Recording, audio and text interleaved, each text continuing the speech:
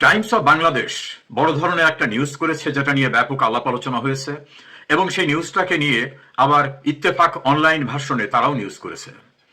সেই নিউজটা নিয়ে আজ কথা বলতে চাই। আওয়ামী লীগ পুনর্গঠনের উদ্যোগে শেখ রেহানার অনুসারীরা কোণঠাসা, এটা মূল শিরোনাম। দ্বিতীয় শিরোনাম হচ্ছে শেখ রেহানার ঘনিষ্ঠদের দূরে ঠেলছেন শেখ হাসিনা।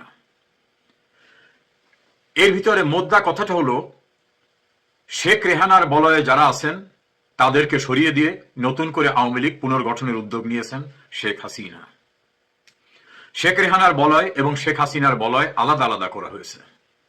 সূত্র হিসেবে উল্লেখ করা হয়েছে, আওয়ামী লীগের একাধিক সূত্র জানিয়েছে, ইউরোপে থাকা আওয়ামী লীগের একাধিক নেতা জানিয়েছে, আওয়ামী লীগ নেতা সাবেক মন্ত্রী নানাভাবে সূত্র, কারো নাম উল্লেখ করা হয়নি। নিউজের মৌলিক বিষয়টা, আওয়ামী লীগ পুনর্গঠন করতে যাচ্ছেন শেখ হাসিনা, সেক্ষেত্রে তারা এই পুনর্গঠন উদ্যোগে যারা রেহানাপন্থী তাদেরকে তিনি বাদ দিয়ে তাদেরকে সরিয়ে নতুন আওয়ামী লীগ গঠনের চেষ্টা করছেন। এটা নিয়ে ব্যাপক আলাপ আলোচনা হয়েছে। আমি নিজেও এই বিষয়টাকে খুব গভীরভাবে পর্যবেক্ষণ করেছি। আমার কিছু প্রশ্ন এই নিউজ নিয়ে। শেখ হাসিনা যে শেখ রেহানার বলয়ের সবাইকে বাদ দিয়ে দিচ্ছেন, শেখ রেহানার বলয়ে কারা ছিলেন এমন কোন তথ্যপাত্র এই সংবাদে দেখিনি। শেখ রেহানা কি আওয়ামী লীগের রাজনীতিতে আলাদা একটা বলয় গড়ে তুলেছিলেন এমন কোন দৃশ্যমান অবস্থা অথবা অদৃশ্যমান অবস্থা কি কোথাও প্রতিভাত হয়েছে? আমি অন্তত দেখিনি।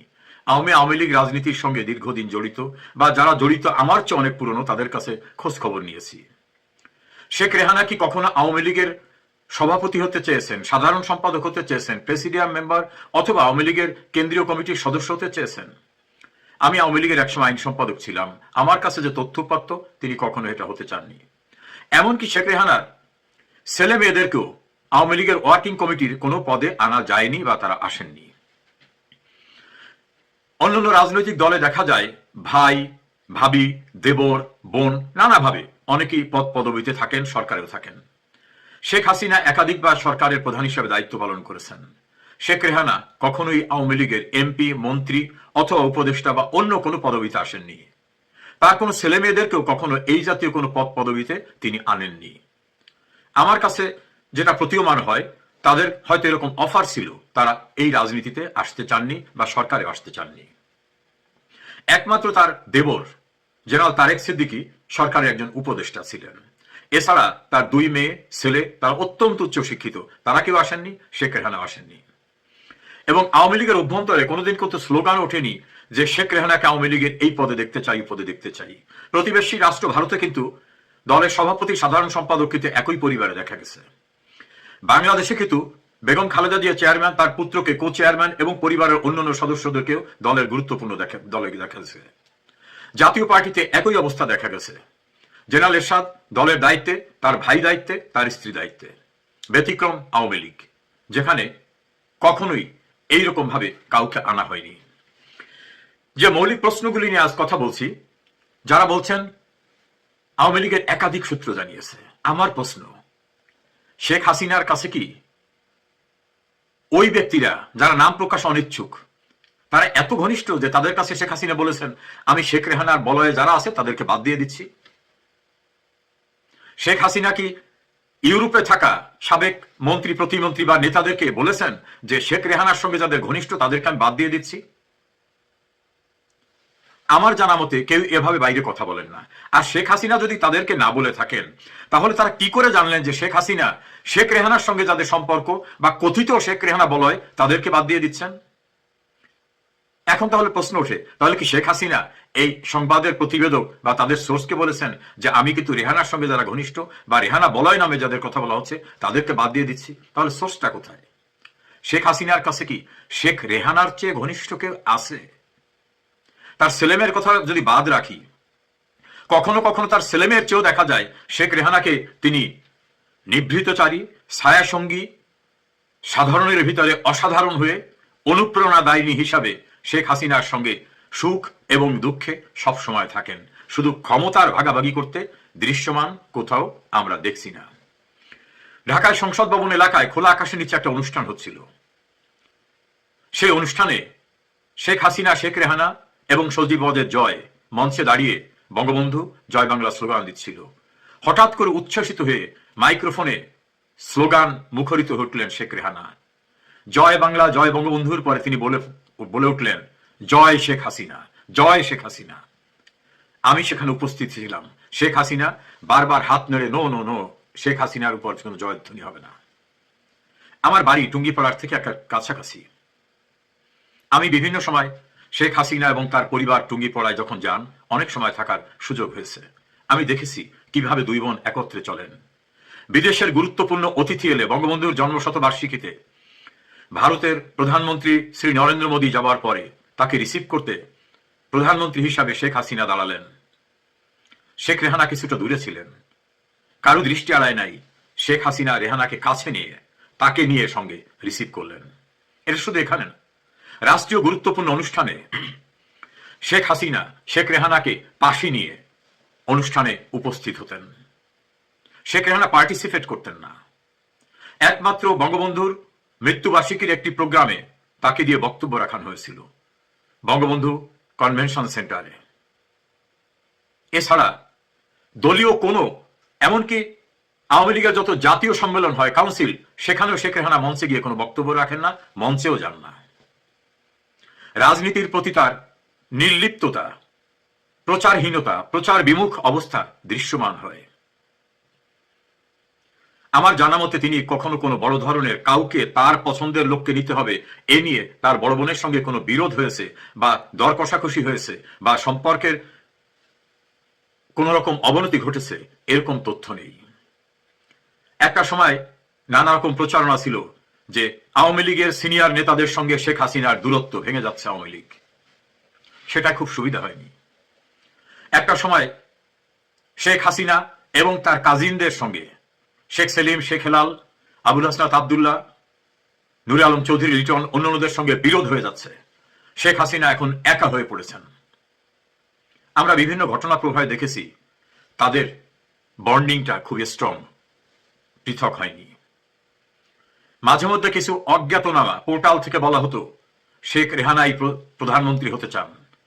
শেখ রেহানাকে কেউ কেউ বোঝাচ্ছে, আপনিও তো বঙ্গবন্ধুর কন্যা, আপনি কেন বঞ্চিত থাকবেন। কেউ কেউ বলতেন রাষ্ট্রপতি হচ্ছেন শেখ রেহানা। আমার প্রাপ্ত তথ্য অনুযায়ী কখনোই শেখ রেহানা এ জাতীয় কোনো আগ্রহে সম্মতি হননি, কাউকে এ জাতীয় আগ্রহ প্রকাশ করতেও তিনি অনুপ্রাণিত করেননি, প্ররোচিত করেননি। বরং ৭৫-এর ১৫ আগস্ট বঙ্গবন্ধু হত্যাকাণ্ডের পরে জার্মানি থেকে ভারতে ফিরে আসা ছায়াসঙ্গী হয়ে বড় বোনের সঙ্গে শেখ রেহানা রয়েছেন।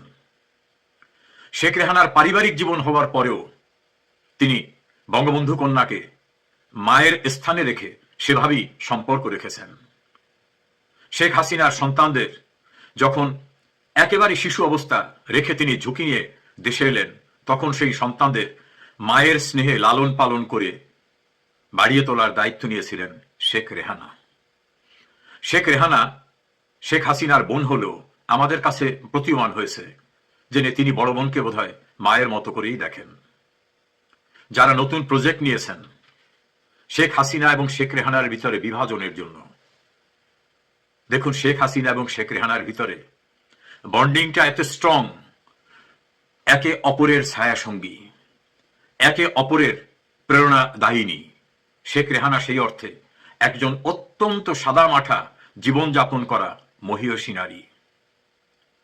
তাকে নিয়ে গ্রুপিং করাবার জন্য অথবা দলের ভিতরে উস্কে দিয়ে আবার কিছু করাবার জন্য যদি আওয়ামী লীগের ভিতরেও কেউ নানা রকম সংবাদ তৈরিতে বানোয়াট গল্প কাহিনী সরবরাহ করেন, এটা অনৈতিক। আজ আওয়ামী লীগ একটি বিপন্ন অবস্থায়। এ সময়ে গণমাধ্যমে রসালো সংবাদ পরিবেশনের জন্য মনের মাধুরী মিশে তথ্য সরবরাহ যদি আওয়ামী লীগের কেউ ইউরোপে থেকে, ভারতে থেকে বা দেশে থেকে সরবরাহ করেন, সেটা অনৈতিক, দলের আদর্শের পরিপন্থী। আমার বিশ্বাস এসবে সফল হবেন না কেউ। শেখ রেহানার ধমনীতে যার রক্ত, শেখ হাসিনার ধমনীতে তারই রক্ত। বিদেশে সফর করতে গেলেও আমি দেখেছি শেখ হাসিনা রাষ্ট্রীয় দায়িত্ব পালন করার সময় তার বোনকে সঙ্গে নিয়ে গেছেন। তার আত্মার সম্পর্ক তার বোনের সঙ্গে এত নিবিড় এবং একে অপরের দুঃখ বেদনাকে যেভাবে উপলব্ধি করেন, এটাকে বিভাজন করা যাবে না। তারা জীবনে মরণে একে অপরের ছায়া সঙ্গী শুধু না, সার্বক্ষণিক সঙ্গী। শেখ রেহানা বর্তমানে দিল্লিতে অবস্থানরত। শেখ হাসিনার কাছে না থেকে তিনি ইংল্যান্ডে তার মেয়েদের কাছে বা তার ছেলের কাছে থাকতে পারতেন। তিনি সার্বক্ষণিকভাবে তার মাতৃ সমতুল্য বোনের কাছে থাকেন। এটা থেকে প্রতীয়মান হয় বোনের দুঃসময়ে শেখ রেহানা সার্বক্ষণিকভাবে তার সঙ্গী, শুধু ছায়া সঙ্গী না, বাস্তবে সঙ্গী। এটা যখন তাদের বাবা মা বেঁচে ছিল তখনও কিন্তু তাদের ভালোবাসাটার নিগড়টা কত প্রগাঢ় ছিল। শেখ হাসিনা বিদেশে চলে যাওয়ার সময় কিন্তু তার ছোট বোন শেখ রেহানাকে সঙ্গে নিয়ে যান।